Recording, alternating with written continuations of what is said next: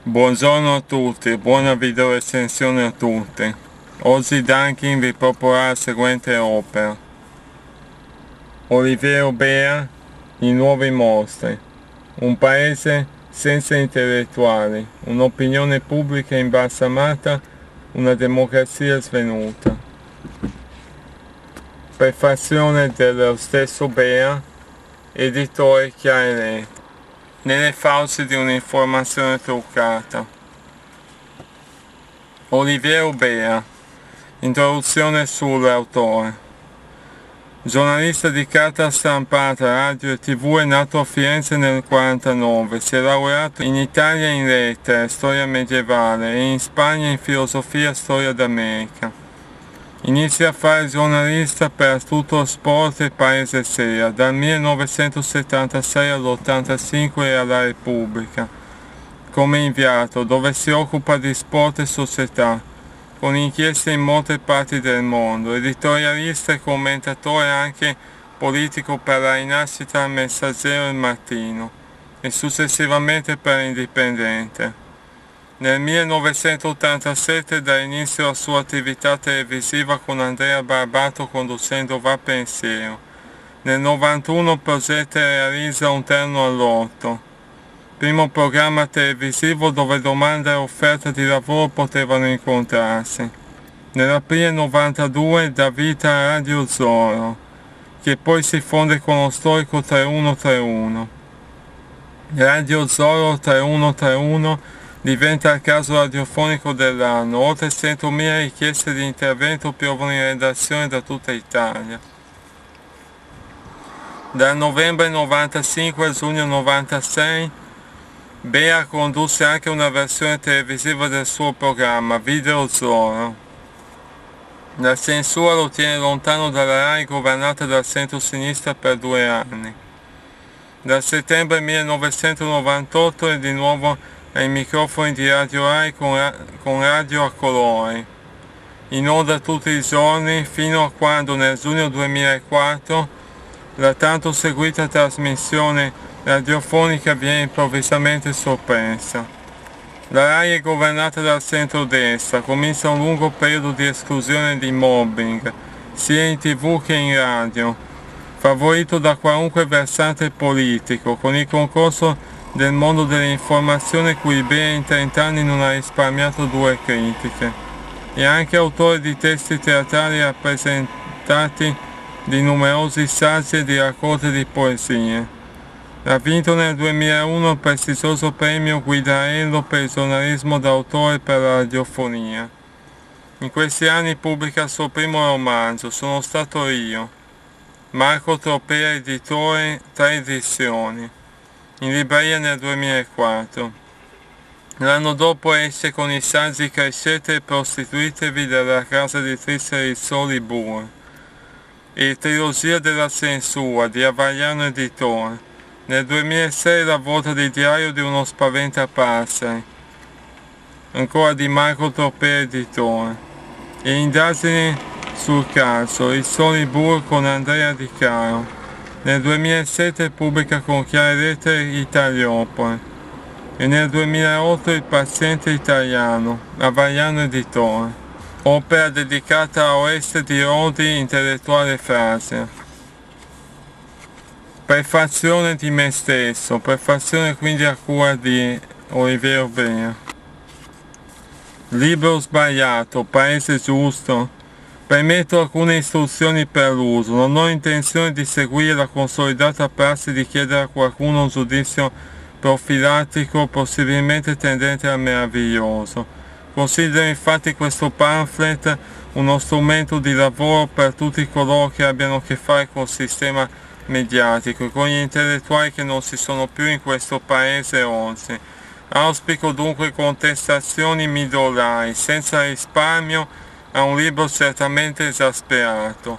Niente mi farebbe più piacere di una revisione critica di queste pagine, magari per dimostrare che il sistema mediatico non è quel molo connivoro che dico qui, che muta in modo spesso atroce la visione del mondo e quindi la vita stessa delle persone, oppure che gli intellettuali ci sono ancora e come fanno splendida opinione. Vorrei insomma una critica a raso per un libro sbagliato in un paese giusto, invece che un doloroso silenzio a rovescio che suonerebbe purtroppo a comodo conforto delle mie tesi estreme, dunque neppure troppo paradossali o provocatorie. Nel menefreghismo risulterebbero come delle notifiche di questo nulla sul quale svolazzano i preoccupanti corvi dell'irreversibilità e basta. Tesi estreme, che sintetizzo qui in 2 parole, almeno come punto di partenza credo indiscutibile. La prima, c'è una crisi planetaria dell'economia, sia di quella finanziaria cosiddetta di carta che di quella reale. Secondo aspetto, è impensabile che nessuno sapesse niente del tracollo più grave dal 1929 in poi. Se qualcuno nelle banche accendeva i mutui agli americani per indebitarsi e comprarsi case, tra chi dava i mutui e chi vendeva case e la classe politica di controllo non c'erano davvero la minima collusione? Siamo tutti scemi? Terzo aspetto, adesso il sistema mediatico degli USA ne parla, qualcuno è finito in galera. I segnali magari confusi mandati dalle elezioni di Obama lasciano lumeggiare quei cambiamenti. Se si vuole qualcosa di quel che è successo e i nomi dei responsabili del grande misfatto, si riesce a saperli, magari non abbastanza ma qualcosa. In Italia le ripercussioni della crisi sono evidenti e quotidiane. Anche qui nessuno sapeva e diceva niente sulla globalizzazione tanto decantata dell'economia e dei mercati. Dal sistema mediatico nostrano non abbiamo mai avuto notizie per tempo, occupato com'era a coprire le scalate bancarie dei caudillius e dei vice caudillius, politici di destra e di sinistra. Quinto aspetto, se i nostri banchieri collusi o addirittura combacianti con i leader politici immaginavano titoli tossici o prestavano denaro che solo alle banche ungheresi lo facevano per incapacità o per dolo, non sarà stata per caso una semplice partita di giro per far rientrare denaro magari in Svizzera per il singolo, il gruppo, la cordata politico-economica di fronte di banche, imprese, partiti o aree di partito o di qualche straordinario cavaliere neo del governo o dell'opposizione?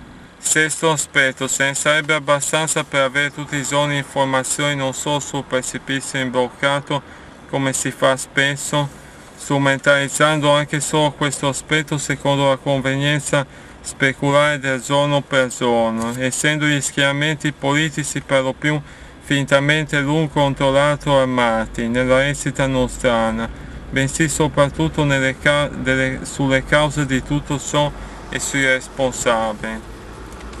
Sembrerebbe indispensabile una mutazione speciale per evitare che possa risuccedere. Settimo aspetto, invece niente, non parlano i media di proprietà dei responsabili o di loro contigui o clientes. Non fa opinione una categoria come gli intellettuali indipendenti che non si sono più o comunque non riescono ad arrivare ai mezzi di informazione. Stiamo rispondendo ad Obama con G11. Ultimo aspetto, così il cerchio si chiude anche sui fatti più gravi che incidono sulla nostra vita di oggi. Figuriamoci su tutto il resto che quasi istantaneamente impallidisce e sparisce dal nostro orizzonte informativo. Un gigantesco concorso di colpa.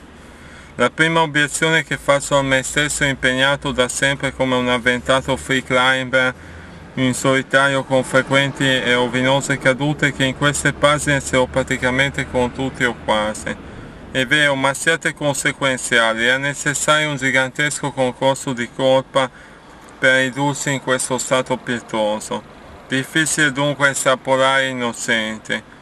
Poi posso esserpirmi che faccio qui diversi nomi, ma ovviamente non tutti, non essendo questa una guida telefonica. Ho scelto quelli più significativi o esemplari del discorso portato avanti sui nuovi mostri.